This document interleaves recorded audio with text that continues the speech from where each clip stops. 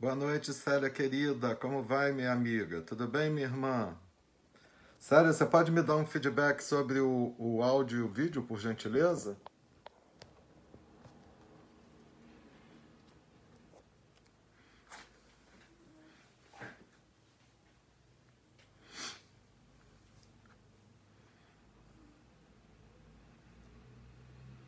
Saudades também, minha irmã querida. Muita saudade. Não vejo a hora de nos encontrarmos novamente. Que bom. Então, todos me ouvindo bem e me vendo bem, não é verdade?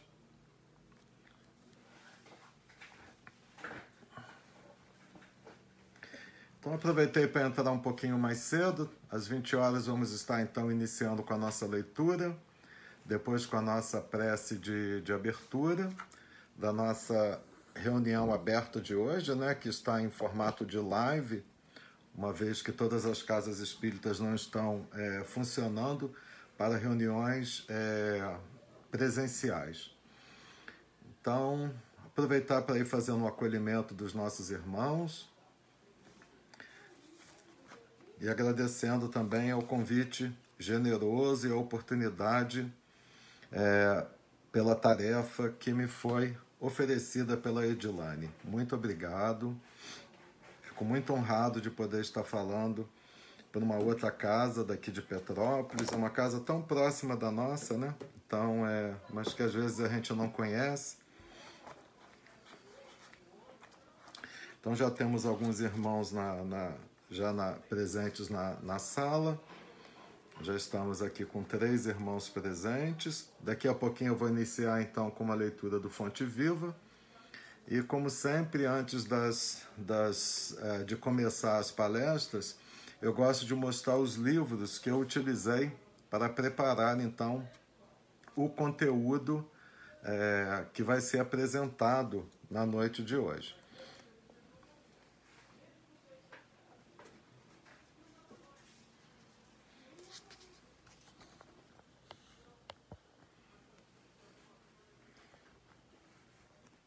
Muito obrigado, Edilane. Muito obrigado, minha querida. Um prazer estar aqui falando com vocês da Sociedade Beneficente Espírita. Assim que terminar essa pandemia, eu faço questão de ir conhecer pessoalmente essa casa, mais um ponto de luz aqui sobre a nossa cidade de Petrópolis, né?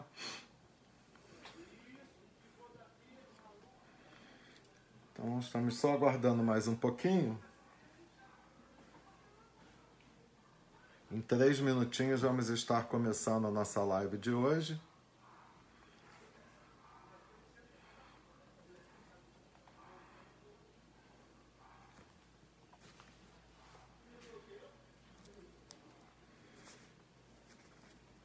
E hoje eu vou estar falando sobre um assunto que eu gosto muito. Eu gosto muito de falar sobre as parábolas que foram proferidas pelo nosso mestre Jesus, na verdade. As parábolas de Jesus, elas continuam sendo um ponto de luz e extremamente pedagógicas dentro da evangelização, né? Elas são sempre atuais. Mesmo Jesus tendo contado histórias da Galileia, né, do século I depois de Cristo, elas continuam muito atuais com seus ensinamentos. Então eu adoro falar sobre as parábolas de Jesus. Eu acho uma forma muito bonita da gente falar sobre o Evangelho. Então, vamos ver aqui os irmãos que já estão. Ai, que bom, temos um irmão de Santa Catarina, Mário Blumenthal, meu amigo. Que bom te ver aqui, Mário. Seja bem-vindo, meu querido irmão. Seja bem-vindo. Alan Marcos, Lília Santos, Maria Ascensão Alves de Quadros, a Edilane, a Sônia Wayand, deixa eu ver mais quem que já está aqui, a Célia Leal, lá do Grupo Fraternidade Espírita Oswaldo Cruz. E hoje eu vou estar falando para vocês sobre uma parábola muito bonita, que é a parábola do filho pródigo, que também pode ser conhecida como a parábola dos 2 filhos perdidos. A gente tem a tendência de avaliar somente a atitude do filho pródigo, mas a gente esquece, às vezes, de avaliar a atitude do outro filho, né? Mostrando que os dois estavam realmente perdidos ali naquele momento. E essa parábola é uma parábola muito bonita, porque se você quer compreender bem Deus como nosso Pai misericordioso, como nosso Pai celestial, essa é a melhor parábola para nos ensinar, então, e para que nós possamos compreender a misericórdia divina e esse nosso Pai celestial. Então é uma parábola que realmente eu amo todas as parábolas, mas essa em especial eu acho muito bacana, porque ela fala de atitudes, de mudança de atitudes, de insights que você tem que ter na sua caminhada. Todos nós erramos durante a nossa caminhada, e ela vai falar exatamente disso, da atitude, do arrependimento e de você voltar para a casa do Pai. Isso é uma coisa muito bacana, não é verdade? Então, eu vou começar a nossa live de hoje fazendo uma leitura do livro Fonte Viva. Eu vou ler o capítulo 88, que eu acho muito oportuno, porque o título desse capítulo é Caindo em Si. E ele cita exatamente uma parte da parábola do filho pródigo. Caindo, porém, em si, são palavras de Jesus que foram escritas por São Lucas no capítulo 15, no versículo 17. Então, este pequeno trecho da parábola do filho pródigo desperta valiosas considerações a respeito da vida. Judas sonhou com o domínio político do Evangelho, interessado na transformação compulsória das criaturas. Contudo, quando caiu em si, era demasiado tarde, porque o divino amigo fora entregue a juízes cruéis. Outras personagens da Boa Nova, porém, tornaram a si a tempo de realizarem salvadora retificação. Maria de Magdala pusera a vida íntima nas mãos de gênios perversos, todavia, caindo em si, sob a influência do Cristo, observa o tempo perdido e conquista a mais elevada dignidade espiritual por intermédio da humildade e da renunciação. Pedro, intimidado ante as ameaças de perseguição e sofrimento, nega o Mestre Divino. Entretanto, caindo em si, ao se lhe deparar o olhar compassivo de Jesus, chora amargamente e avança, resoluto, para a sua reabilitação no apostolado. Paulo confia-se à desvairada paixão contra o cristianismo e persegue furioso todas as manifestações do evangelho nascente. No entanto, caindo em si, perante o chamado sublime do Senhor, penitencia-se dos seus erros e converte-se num dos mais brilhantes colaboradores do triunfo cristão. A grande massa de crentes de todos os matizes, nas mais diversas linhas da fé, todavia, reinam entre eles a perturbação e a dúvida, porque vivem mergulhados nas interpretações puramente verbalistas da revelação celeste, em gozos fantasistas, em mentiras da hora carnal ou imantados à casca da vida a que se prendem desavisados. Para eles, a alegria é o interesse imediatista satisfeito e a paz é a sensação passageira de bem-estar do corpo de carne, sem dor alguma, a fim de que possam comer e beber sem impedimento. Cai, contudo, em ti mesmo, sob a bênção de Jesus, e transferindo-te então da inércia para o trabalho incessante pela tua redenção, observarás surpreendido como a vida é diferente. Bom, então aqui nós estamos vendo esse pequeno trecho, né, da parábola, caindo em si, que vai mostrar exatamente a atitude do filho pródigo que teve que cair em si, para ele poder então retornar à casa do pai.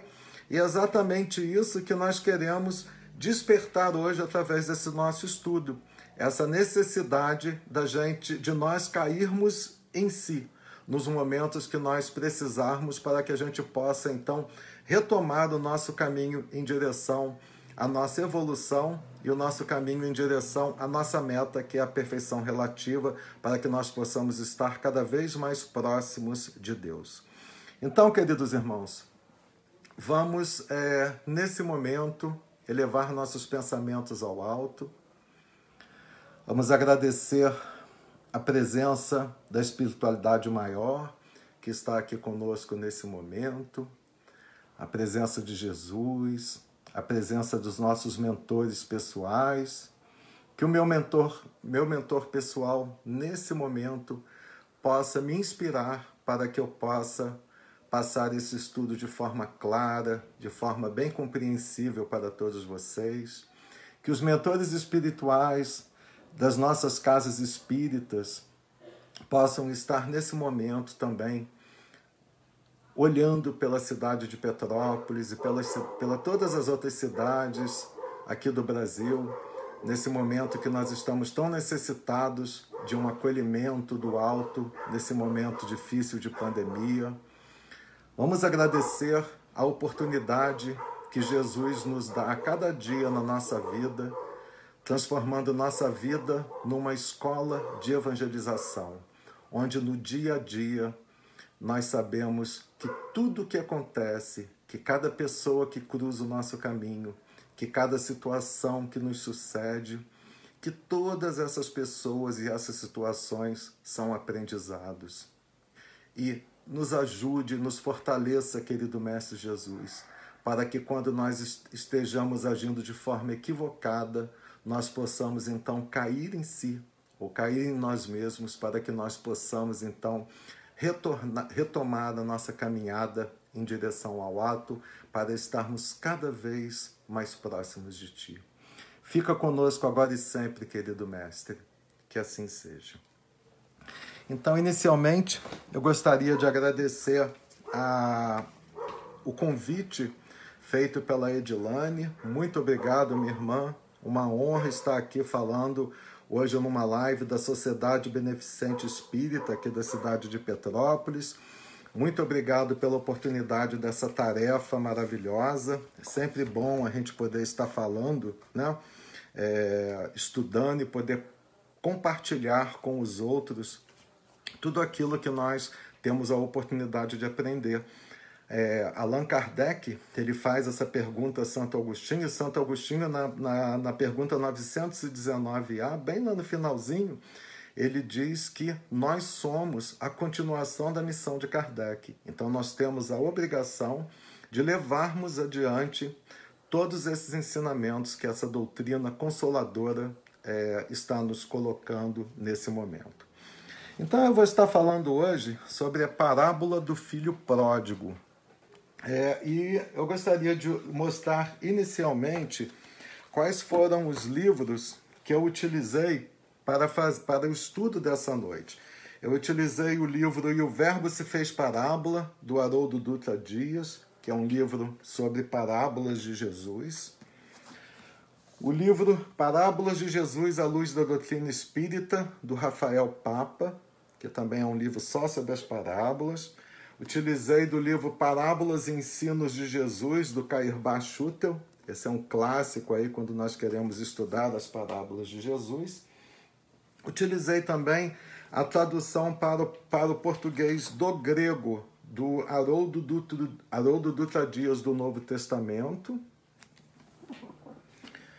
Utilizei o nosso Evangelho segundo o Espiritismo. A prece final vai ser uma prece do livro Alguém Me Tocou, do José Carlos de Luca. E eu também peguei alguns ensinamentos, algumas coisas do livro O Consolador, que foi psicografado por Francisco Cândido Xavier pelo Espírito de Emmanuel. Então, essa parábola, que é a parábola do filho pródigo, ou a parábola dos dois filhos perdidos, ela está escrita no Evangelho de São Lucas, no capítulo 15, dos versículos 11 a 32. Eu sempre gosto de, quando eu vou falar de uma parábola, de um ensinamento de Jesus, de tentar compreender qual era o contexto no qual Jesus estava no momento em que ele falou aquela palavra, ou que ele disse alguma coisa, ou que ele fez alguma coisa. Porque eu acho que isso faz uma diferença muito grande para que a gente possa ter uma compreensão maior daquilo que está escrito naquela mensagem. Né? Então, antes de falar da parábola em si, eu gostaria de lembrar aos nossos irmãos que sempre que nós estudamos o Evangelho, que o Evangelho é um gênero literário do cristianismo primitivo. Né? Ele vai contar, então, a vida de Jesus a fim de preservar todos os ensinamentos e revelar aspectos também da natureza de Deus. E os evangelhos foram escritos para serem um convite à adesão ao cristianismo. Porque na época que Jesus esteve presente entre nós, infelizmente, nenhum dos apóstolos, naquele momento, estava escrevendo as palavras do Mestre. Na verdade, a maioria dos apóstolos, inclusive, eram pessoas muito simples e eram pessoas analfabetas. Eles não sabiam nem ler nem escrever naquela época. Então, os evangelhos eles foram escritos posteriormente, após a morte de nosso Senhor Jesus Cristo, ou a passagem de nosso Senhor Jesus Cristo. Eles apresentam, então, Jesus como o Messias, o Filho de Deus e o Salvador da humanidade. E nos evangelhos, o que nós vamos encontrar? É uma coleção de discursos, de parábolas, de testemunhos, de relatos, como, por exemplo, da paixão de Cristo e da ressurreição de Cristo.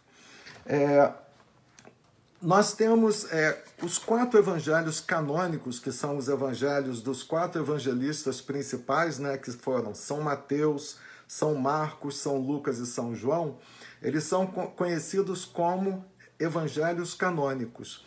E eles foram escritos para atingir um público diferente. Vamos lembrar que o evangelho ele foi escrito para ser um gênero literário, para que pudesse, então, converter as pessoas ao cristianismo.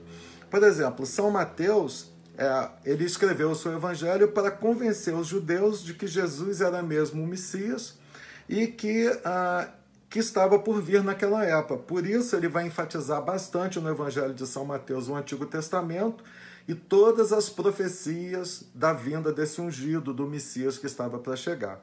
O Evangelho de Marcos, que foi um discípulo de São Pedro, ele foi escrito basicamente para evangelizar os romanos. Ele vai relatar somente 4 das parábolas que nós temos, diversas parábolas, mas ele só vai relatar 4, e vai enfatizar principalmente as ações de Jesus. O Evangelho de São João, ele já foi escrito para evangelizar os novos convertidos. E o Evangelho de São Lucas é um evangelho muito detalhista. Ele foi escrito para um amigo de São Lucas que chamava Teófilo. E ele foi escrito basicamente para os gentios. Quem eram os gentios? Eram os não-judeus. E ele enfatizava o que em seu evangelho principalmente? A misericórdia de Deus através da salvação por Jesus Cristo, principalmente para os pobres e para os humildes de coração. Então, é muito comum no Evangelho de São Lucas, né, nós vermos, por exemplo, situações em que Jesus está em contato com pobres, com aleijados, com cegos, com possuídos, com ricos e por pessoas que eram desprezadas pela sociedade da época, como era o caso, por exemplo, dos cobradores de impostos. Eles eram muito mal vistos naquela época. E uma continuação desse evangelho foi exatamente o Ato dos Apóstolos, não é verdade? E quando Jesus, então, ele fala dessa parábola, a parábola do filho pródigo, qual era o contexto? Por que Jesus contou a parábola do filho pródigo? Bom, a parábola está no capítulo 15 do Evangelho de São Lucas. Se você volta um capítulo, no capítulo 14, nós vamos ver que Jesus se assentou para comer na casa de um fariseu. E ele convida, então, a casa do fariseu. O fariseu era o que? Era um dos estudantes da lei. Os fariseus também, eles eram os escribas, os secretários do rei dos judeus, eles eram intendentes dos exércitos judeus. Mais tarde eles se transformaram nos doutores da lei. Então eles eram estudantes da lei farisaica, eles gostavam de lutar pela manutenção das leis judaicas, das leis farisaicas. Isso para eles era muito importante. E foram eles que começaram toda aquela perseguição por Jesus naquela época, não é verdade? Então, Jesus está na casa de um fariseu, ele vai comer na casa de um fariseu, e ele convida então os publicanos. Os publicanos eram os coletores de impostos, que eram pessoas muito mal vistas pelo povo daquela época, porque eles achavam que eles eram pessoas fora da lei, porque eles cobravam impostos dos judeus, eram representantes dos romanos cobrando impostos dos judeus. E além disso, ele não só convidou publicanos, como convidou uma série de pecadores para se juntarem a ele. E esse dia que aconteceu, essa refeição na casa do fariseu, era um dia de sábado. E todos nós sabemos que os judeus guardam o sábado, que é um dia sagrado, que é guardado pelos judeus. Então é um dia que é dedicado a Deus. Então eles não podem fazer nada de extra. E ao entrar na casa dos judeus, existia um homem que estava muito doente, e Jesus resolve curar aquele homem. E Jesus ainda fala para os fariseus: se um burro seu caísse dentro de um poço num sábado, você não iria pular naquele poço para salvar o seu burro? Aí eles falaram: sim, claro que a gente iria fazer isso. Então, eu estou aqui salvando uma ovelha do meu rebanho. Por isso que ele curou aquela pessoa no sábado. E logo depois, ele dá também uma lição de humildade, porque ele entra na casa do fariseu, as pessoas vão entrando, todos começam a querer se sentar na parte da frente da mesa e mais próximo dos anfitriões. E Jesus mostra para eles que nós temos que ter humildade quando entramos para comer na casa de alguém. Que nós devemos nos colocar no nosso lugar correto para que a gente não passe o vexame de ser convidado a sair daquele lugar onde nós nos sentamos de forma inadequada. Logo depois ele conta, ainda no capítulo 14, a parábola do banquete, que todos devem conhecer. Fala também das qualidades dos verdadeiros discípulos. Aí ele entra logo em seguida no capítulo 15, começa com duas parábolas, a parábola da ovelha perdida, a parábola da moeda perdida, para depois então entrar na parábola do filho pródigo. Então, é bom a gente saber o contexto, né, para a gente poder entender. Jesus realmente era um grande pedagogo e ele sabia se manifestar não só em palavras, como também em gestos, e ele sabia se colocar no momento correto para passar a mensagem para nós. Vamos lembrar que quando Jesus encarnou aqui no orbe, ele já tinha pelo menos 5 bilhões e 400 milhões de anos que ele era já espírito puro, que ele já era espírito crístico. Ele foi o responsável pela criação do nosso orbe, não é verdade? Então, nós temos que realmente tentar compreender a grandiosidade de um espírito como esse, não é verdade? Então, vamos ler a parábola do filho pródigo. Eu vou ler a parábola diretamente da Bíblia Sagrada, tá bom? Gente, desculpa, eu estou com os cachorros aqui que estão latindo muito, mas eu acho que dá para vocês escutarem.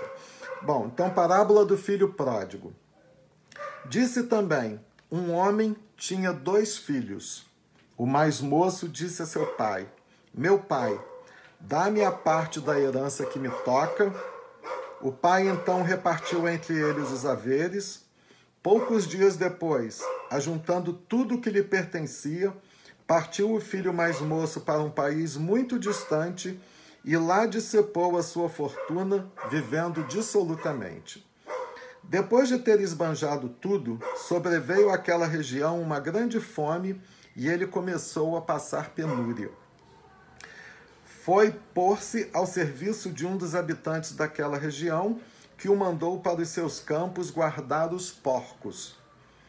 Desejava ele fartar-se das vagens que os porcos comiam, mas ninguém las dava.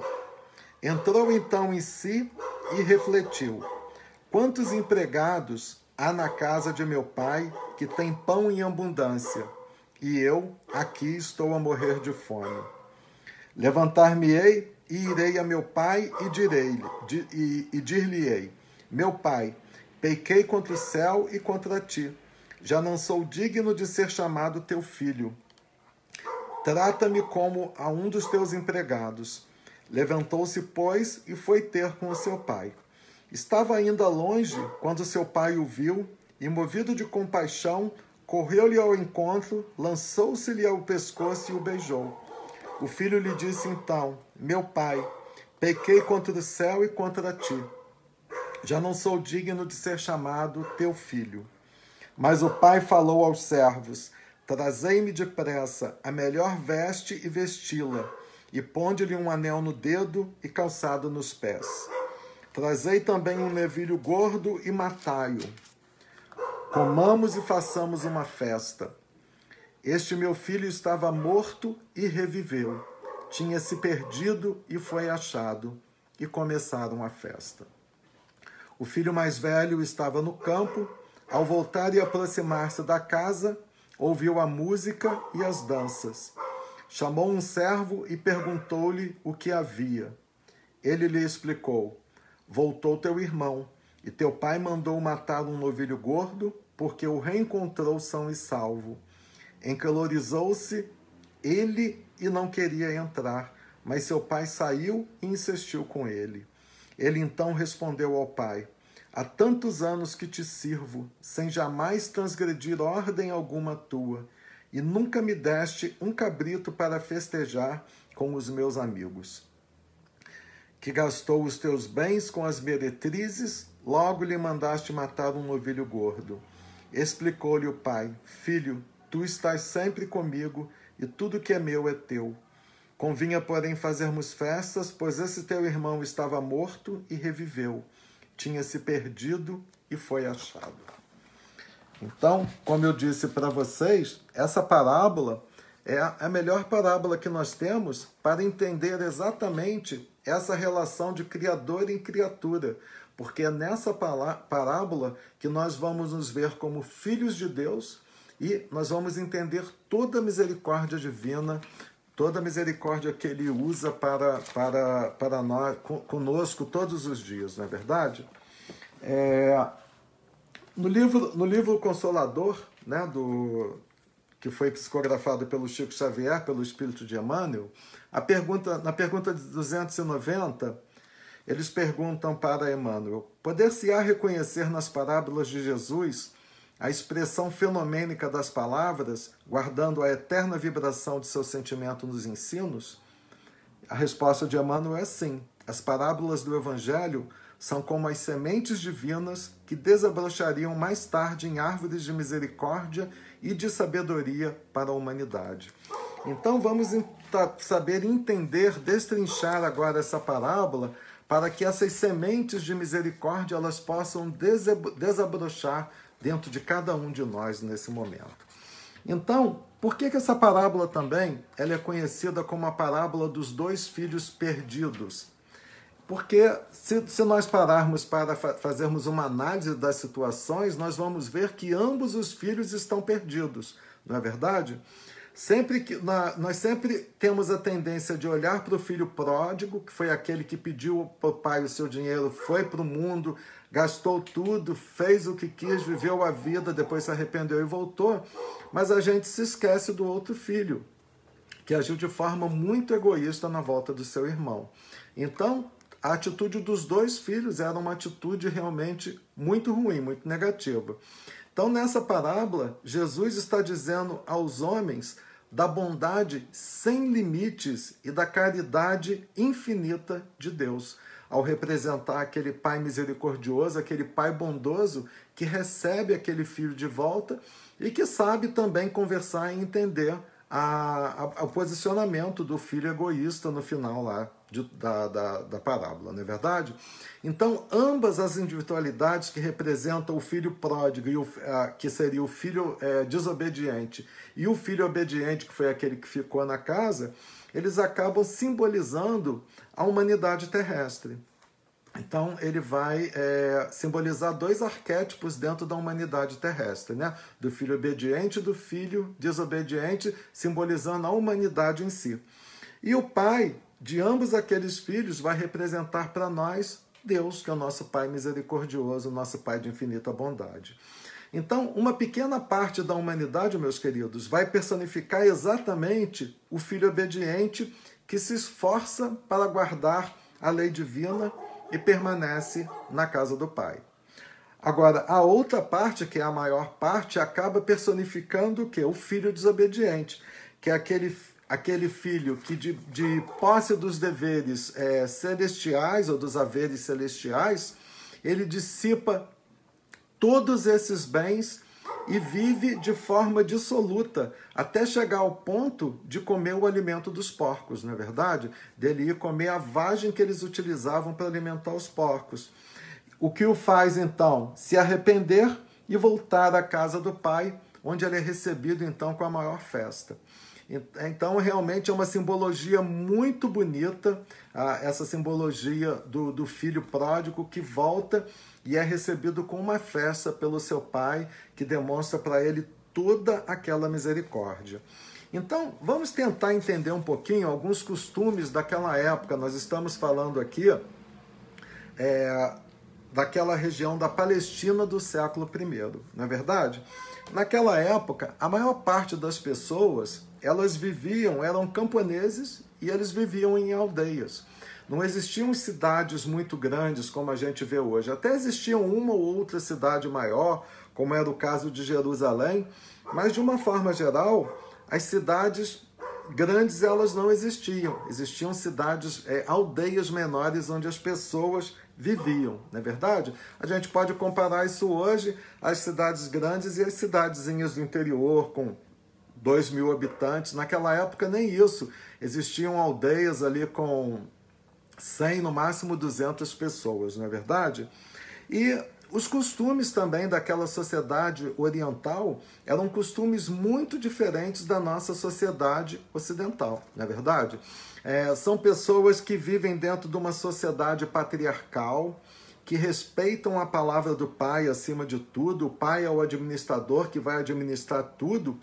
E os filhos acabam vivendo com os pais durante a vida toda, cuidando então do patrimônio da família e trabalhando para o pai como servo, mas como servo não remunerado. É lógico que um dia ele vai herdar aquilo tudo, mas ele trabalha dentro da família, então eles ficam trabalhando dentro de uma sociedade patriarcal, não é verdade?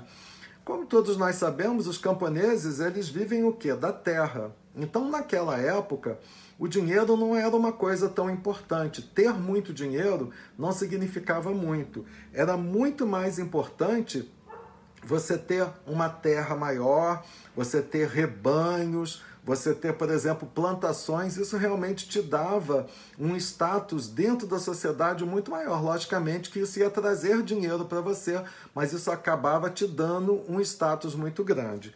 E como todos nós sabemos, os camponeses, então, eles moravam nas aldeias, trabalhavam na terra da família. Isso era não só uma questão de sobrevivência também, mas também era uma forma deles viverem protegidos e de se ajudarem uns aos outros naquela época, não é verdade? O filho mais novo, então, quando ele pede ao pai para repartir os bens e lhe dar a sua parte, aquele filho estava rompendo, naquele momento, com a unidade familiar. Ele estava cometendo uma grande falta para a sociedade daquela época. Porque naquela época, enquanto o pai estivesse vivo, você pedir a sua parte da sua herança, isso não era permitido. Era como se você estivesse desejando, para os olhos daquelas pessoas, a morte do seu pai.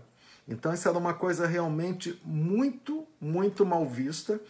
E o que se esperava, então, naquelas sociedades daquela época, quando um filho agia dessa forma? Ele pedia, então, a sua parte dos bens para que ele lhe desse, para que ele pudesse sair.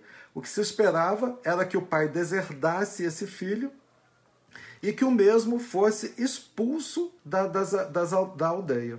muitas das vezes aquele filho poderia ser até apedrejado em algumas situações mais limítrofes naquela sociedade, não é verdade? Mas qual foi a atitude do pai? O pai, ele resolveu atender ao pedido do filho. Então, o pai não agiu como um pai daquela época faria, expulsando o filho e deserdando ele.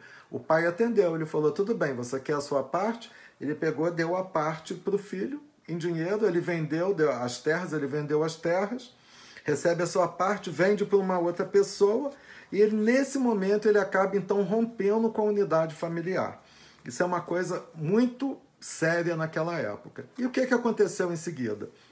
Ele recebe o dinheiro, sai para o mundo, para ver o mundo, para viver a sua vida pelo mundo, ele gasta tudo o que tinha. E como eu falei para vocês, o dinheiro não era a coisa mais importante daquela época, era muito fácil gastar o dinheiro. Então ele foi, gastou com prostitutas, gastou com coisas realmente frívolas daquela época e acabou aquilo tudo. E o sofrimento desse jovem começa exatamente aqui, porque ele começa a perceber que ele tinha gastado todos os bens que lhe tinham sido dados pelo pai dele, que ele não tinha feito nada por si, nada pelo seu futuro. E, na mesma época, se instala naquela região uma fome muito grande, o que era muito comum. Quem já viajou aqui pela região da Palestina sabe que aquela região é uma região muito árida, não é verdade?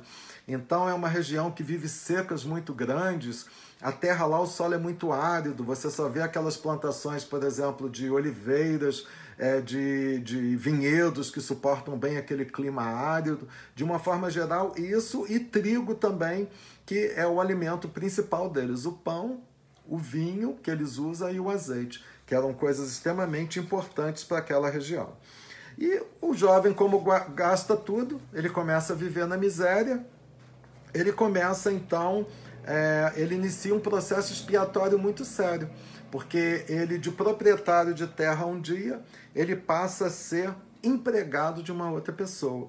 Ele vai trabalhar para uma outra pessoa. E quando ele vai trabalhar para essa outra pessoa como empregado, o trabalho que foi oferecido para ele foi o trabalho mais humilhante, a função mais humilhante que poderia existir naquela época, que seria exatamente de cuidar dos porcos. Quem aqui conhece a tradição judia, a gente sabe que os judeus, eles não comem a carne de porco, ele acha o porco um animal impuro, porque ele está sempre fuçando ali no chão, aquelas coisas, então eles têm muito medo de contraírem doença da carne de suíno. Então ele é considerado na tradição deles um animal impuro, um animal imundo, não é verdade? E para piorar toda a situação daquele jovem, todo esse processo, aquele jovem sequer recebia comida dos patrões. Lá na casa dele, o pai dele era generoso, dava comida para os empregados. Lá onde ele estava trabalhando, além de cuidar dos porcos, ele, que era uma coisa humilhante, ele também não recebia comida. Aí o que ele faz? Ele vai ver qual era a comida que estava sendo dada para os porcos, que eram umas vagens.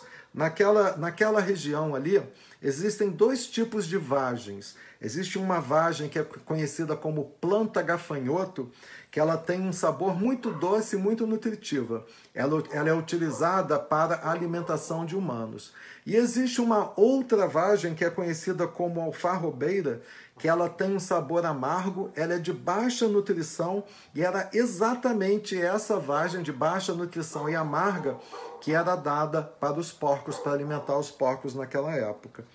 Então, o jovem começa, além de se transformar de patrão em empregado, ele vai trabalhar com porcos e começa a comer a comida dos porcos. Olha que processo expiatório grande que ele iniciou na caminhada dele. Ele começa então a aprender naquele momento através da dor, né? Então ele começa a iniciar um processo de recuperação espiritual extremamente grande através da dor.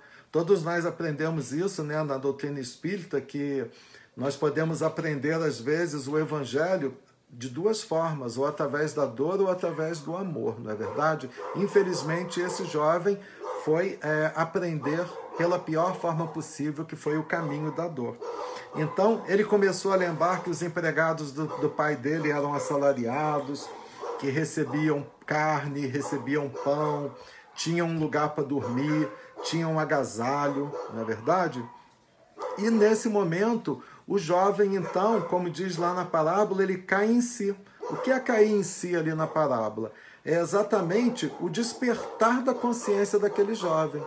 É quando aquele jovem percebe que ele está no caminho totalmente errado e que ele precisa de retomar ao caminho certo. Então, ele tem aquele despertar de consciência, ele cai em si. Isso acontece muito com a gente. Nós estamos num planeta de prova e expiação, nós estamos muito sujeitos a isso. O tempo todo nós estamos caindo em si, não é verdade? Nós caímos em si o tempo todo.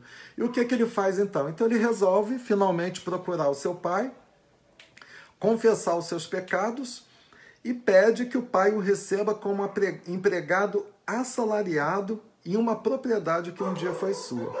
Olha que situação difícil. Esse jovem, então, ele se coloca de frente com 3 problemas grandes para ele resolver. O primeiro problema é que ele insultou o pai ao pedir ao pai a divisão dos bens. Porque quando ele pede aos pais para dar a parte dele na herança, como eu já falei, é como se ele estivesse desejando a morte do pai para que ele pudesse usufruir daquilo que um dia seria dele. E essa situação é uma situação de muita humilhação pública para o pai dele, não é verdade? Mas, pela misericórdia do pai, como nós vimos ali na parábola, essa foi a situação mais simples de ser resolvida. Então, bastava ele contar com a misericórdia do pai. E todos nós sabemos que, de uma forma geral, os pais são misericordiosos, não é verdade? O segundo problema que ele tinha para enfrentar seria enfrentar a aldeia que o havia expulsado, não é verdade? Que como ele rompe com a unidade familiar, aquela aldeia o expulsou e ela não o receberia de forma tão fácil assim. Ele corria, inclusive, risco de apedrejamento. Então, se ele não contasse com o apoio do pai, com a misericórdia do pai, aquela aldeia jamais o aceitaria de novo, não é verdade? E o terceiro problema que ele teve foi o rompimento com o irmão mais velho. Porque a partir do momento que ele rompeu aquele elo de família, o irmão não ia querer mais dividir a propriedade com ele. O irmão normalmente pensaria assim, se você já levou a sua parte, tudo que restou aqui é meu. Então, o irmão não ia ver ele de uma forma muito boa, não é verdade? E naquela época também existia um outro costume, que o filho mais velho, normalmente, ele era dos mediadores das situações. Quando acontecia uma situação assim, normalmente o irmão mais novo pedia o auxílio ou a mediação do irmão mais velho, que não foi o que aconteceu dentro da parábola. Então, lá no Oriente, por exemplo, até hoje, quando um filho quer fazer um negócio, ele, por exemplo, pede a bênção do seu pai para ele fechar um bom negócio, um grande negócio. Então, o que aconteceu ali naquela situação? O jovem se põe a caminho de casa, num retorno cheio de incertezas e com 3 problemas a resolver. E ele tinha a solução parcial de somente um deles, que seria contar com a misericórdia do pai dele, não é verdade? Mas assim que ele chega lá, o que acontece?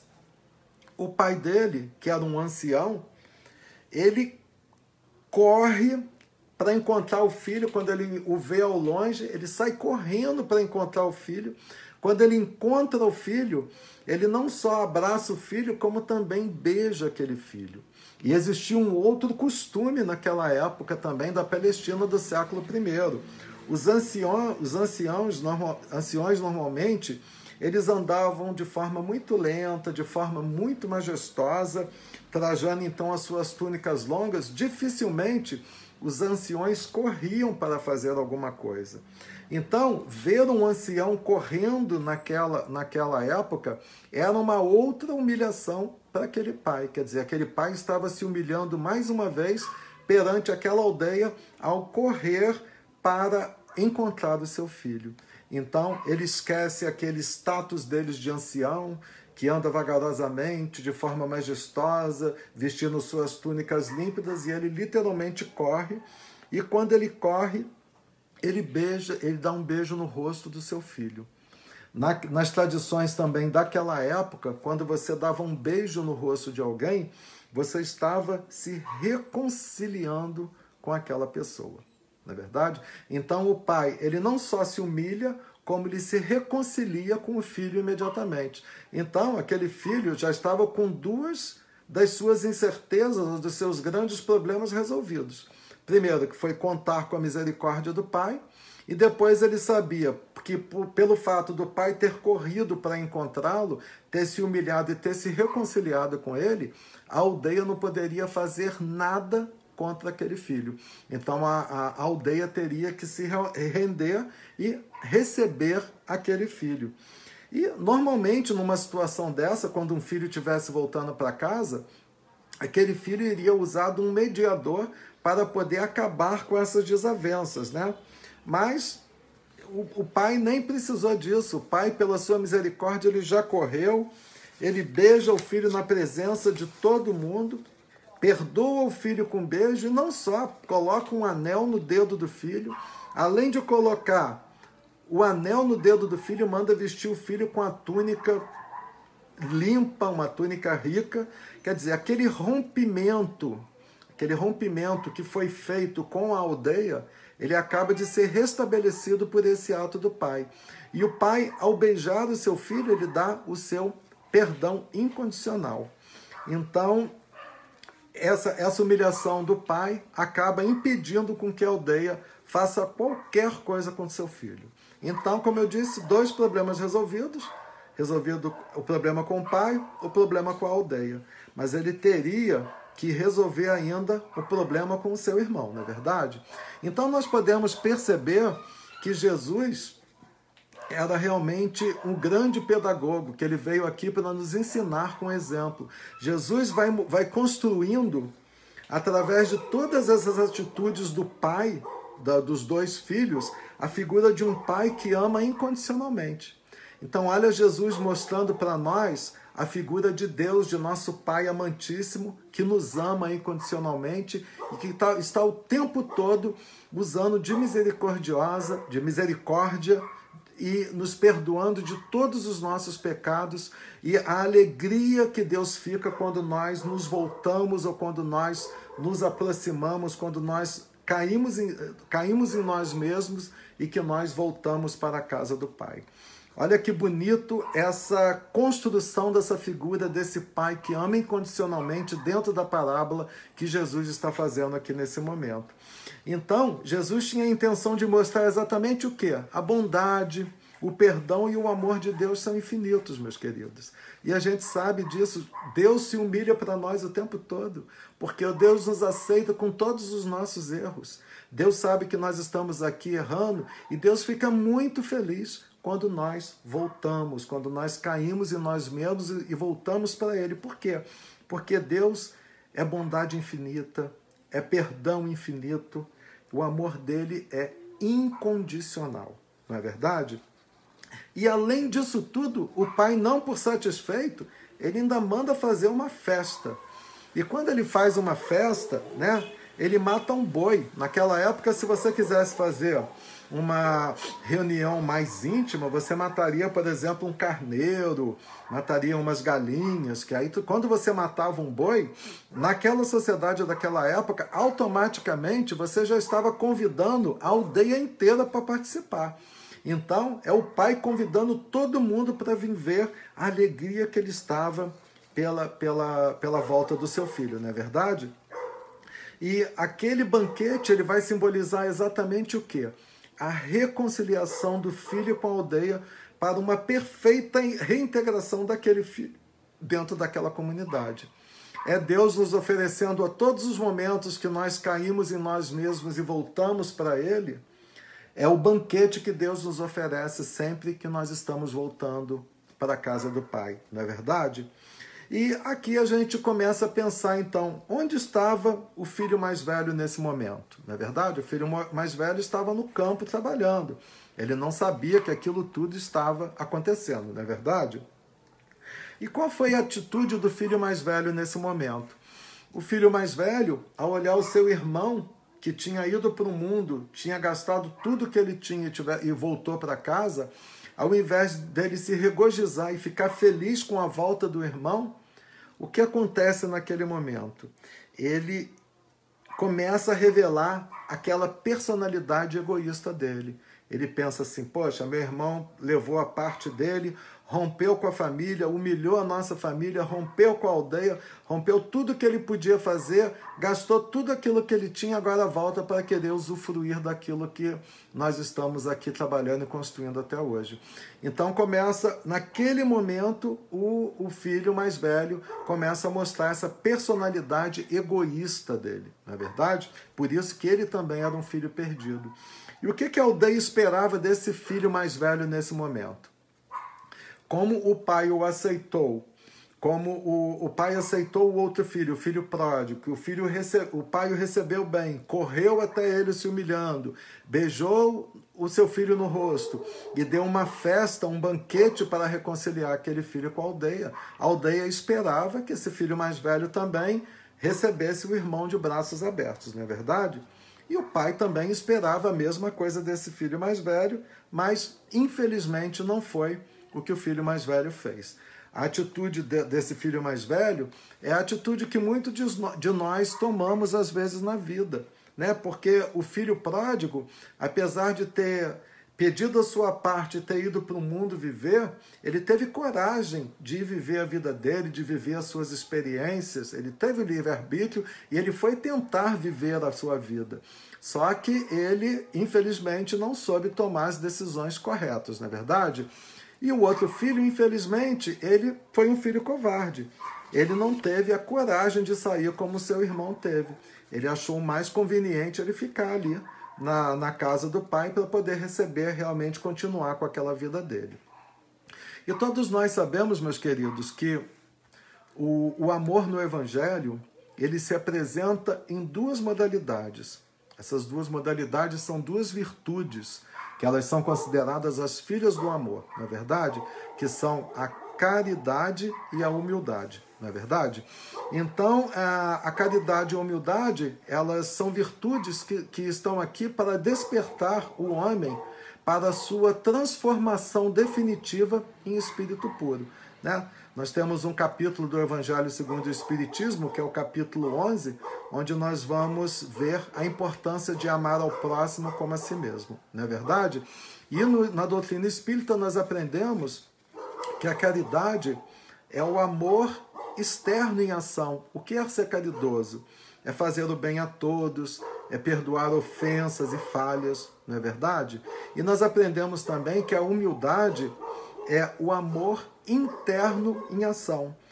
Por quê? Todos nós somos irmãos, então nós temos que reconhecer as nossas imperfeições e observar as leis de Deus acima de tudo. E a partir do momento que nós percebemos nas nossas imperfeições, nós começamos a agir de forma indulgente para com o nosso irmão. Por quê?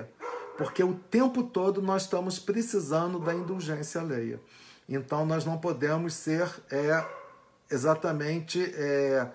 deixar de ser humilde para com o nosso irmão exatamente por isso, porque todos nós somos humildes, somos imperfeitos e o tempo todo nós estamos precisando da indulgência dos nossos irmãos. E nós sabemos que a origem de todos os males da humanidade estão exatamente no egoísmo e no orgulho.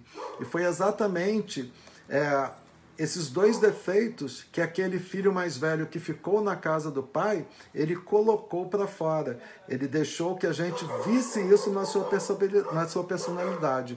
Ele agiu de forma orgulhosa e de forma egoísta para com seu irmão. Não é verdade? Então, Jesus, quando contou essa parábola, como eu falei para vocês no começo da live, Jesus estava então comendo na casa de um fariseu e ele tinha convidado para vir para comer com eles na mesa pecadores e publicanos. Os publicanos eram mal vistos porque eram os cobradores de impostos, não é verdade? Então o mestre, ele acaba descrevendo nessa parábola para aqueles fariseus que estavam ali presentes exatamente essas duas atitudes. Quer dizer, os publicanos e os pecadores, os publicanos que eram os cobradores de impostos, que eram mal vistos pela sociedade daquela época, eles eram considerados quase homens fora da lei, porque eles ficavam cobrando tributos para Roma, e os pecadores, eles simbolizam também na parábola o filho pródigo, aquele filho pecador que foi para o mundo, mas que pode se arrepender e voltar para o Pai, não é verdade? E os fariseus e os escribas, que ele foi para a casa do fariseu escriba, que tem aquela atitude orgulhosa, né, que quer, age sempre com aquele orgulho, vai representar exatamente a atitude do filho mais velho, do filho egoísta, não é verdade?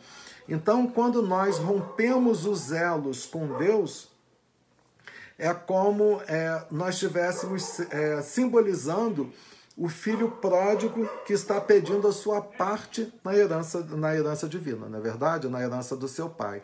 Então, toda vez que nós rompemos com esses elos divinos, é como se nós fôssemos o filho pródigo que estamos pedindo a nossa parte da herança para que nós possamos ir para o mundo, né?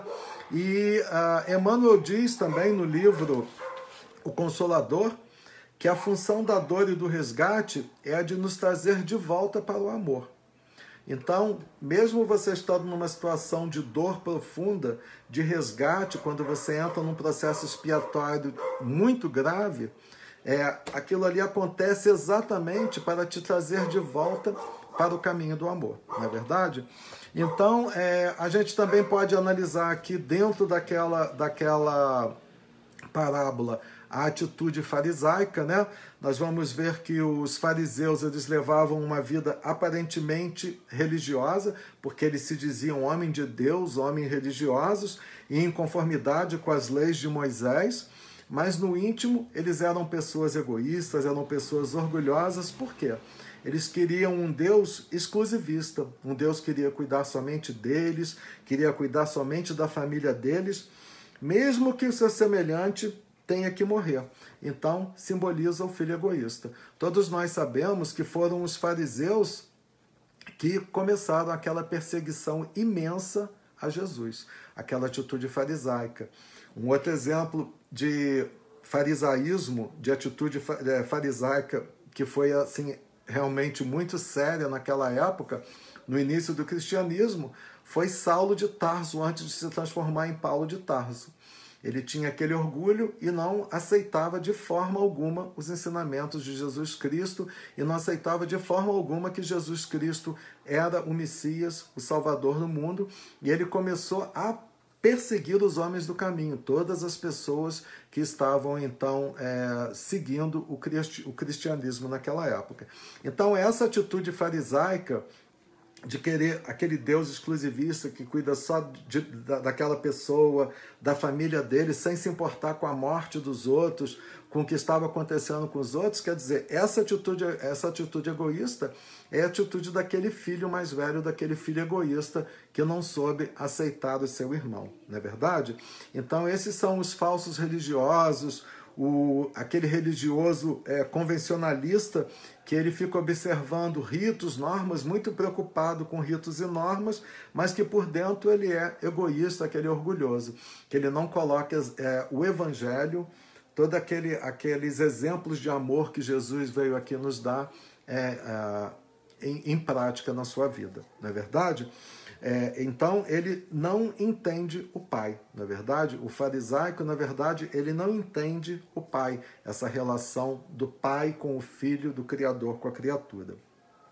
Então, na casa do pai da parábola, meus queridos, há 2 filhos e há também os servos. Então, a gente pode também tentar tecer uma outra comparação aqui do filho e do servo naquela sociedade, qual era o simbolismo de um filho e de um servo dentro daquela sociedade, não é verdade? Todos nós sabemos que os filhos naquela época, eles acabavam agindo como servos, não é verdade? Mas os filhos, eles não eram servos em si, porque o servo, ele era uma pessoa que trabalhava por remuneração, por dinheiro. O filho não. Se ele precisasse de alguma coisa, o pai iria prover realmente tudo o que ele precisava, e ele sabia também que ele herdaria toda aquela propriedade, não é verdade? Então a relação do filho e do servo com aquele pai é uma relação completamente diferente e que eu gostaria de terminar essa live então explicando essa diferença. Por exemplo, o servo, ele seria aquele que coopera com Deus sem comungar dos propósitos divinos. Por quê? Porque ele está ali cooperando com Deus para ele poder, ali na frente, ter uma remuneração daquele serviço que ele está prestando a Deus. Né? Como aquele filho que está ali colaborando com Deus porque ele sabe que tudo aquilo ali é herança dele, que um dia aquilo ali tudo vai ser dele. Não é verdade? Então o servo ele vive para satisfazer os seus propósitos individuais. Ele vive num processo de barganha com Deus. Não é verdade? É aquele religioso, ou a gente pode se ver muitas vezes nessa situação também, quando nós começamos a orar: ah, meu Deus, me ajuda. Ah, meu Pai, eu fiz isso, eu sou uma pessoa tão boa, eu sou tão bom, então me dá isso. É quando você começa a fazer a barganha com Deus. Então fica aqui uma oportunidade de nós fazermos nesse momento uma reflexão para ver se nessa relação que eu tenho com o meu Pai, se eu estou sendo o filho ou se eu estou sendo o servo. Eu realmente estou trabalhando por trabalhar, porque realmente eu sei que aquilo ali tudo vai ser meu um dia e que eu quero fazer uma diferença dentro daquilo? Ou eu estou trabalhando porque eu quero uma remuneração, porque eu estou barganhando com aquele pai por alguma coisa? Então pensem nisso. Quantas vezes nós deixamos de servir ao pai e nós barganhamos com o pai? Isso, principalmente em nossas orações, vamos tentar fazer uma reflexão sobre isso, tá bom? E o filho é aquele espírito que atingiu, então, o estágio espiritual em que todos os seus propósitos e os de Deus são os mesmos.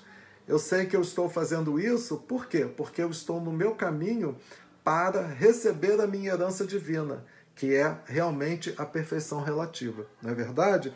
Então o filho entende tudo que é de Deus é dele, pois eu sou filho de Deus.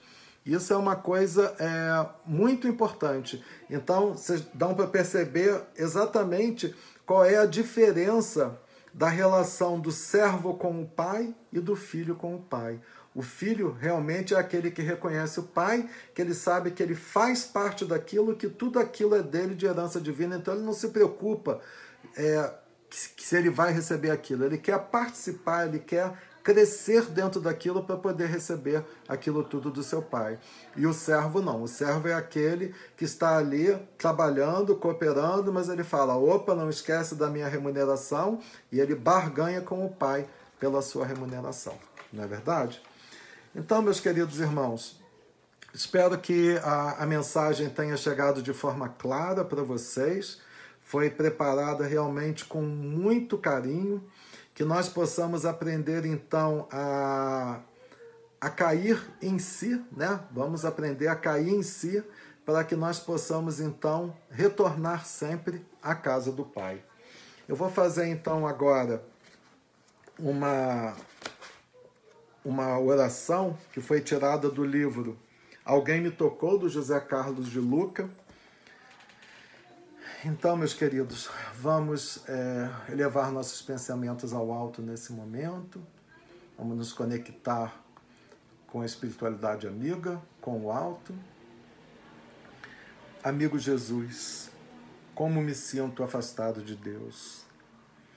Como a imagem que fiz de Deus estava tão distante do Pai que me criou com tanto amor e que continua velando por mim dia e noite. Obrigado, Mestre, por trazer Deus para tão juntinho de mim. Obrigado, Jesus, por ter tirado as flechas e as espadas de Deus e me trazer a visão de um Deus verdadeiro que me abraça, me beija, me veste com a melhor roupa e que é capaz de fazer festa para mim pelo simples fato de voltar para os seus braços. Ajude-me, Jesus, a ver as pessoas como filhos deste mesmo Deus de amor e bondade, para que assim a minha felicidade seja completa por viver em harmonia com a família do Pai. Que assim seja. Então, meus queridos, muito obrigado pela presença de todos. Foi um prazer estar com vocês todos aqui na live dessa noite. E olha, nós tivemos 2 amigos muito queridos lá do Sul, o Mário e a Dona Carmen. Nossa, vocês não imaginam a alegria que foi assim, para o meu coração estar vendo vocês participando aqui das lives comigo. Eu vou mandar as outras lives que eu tenho feito para vocês também. Muito obrigado a todos, sintam-se abraçados, fiquem com Deus e até a próxima.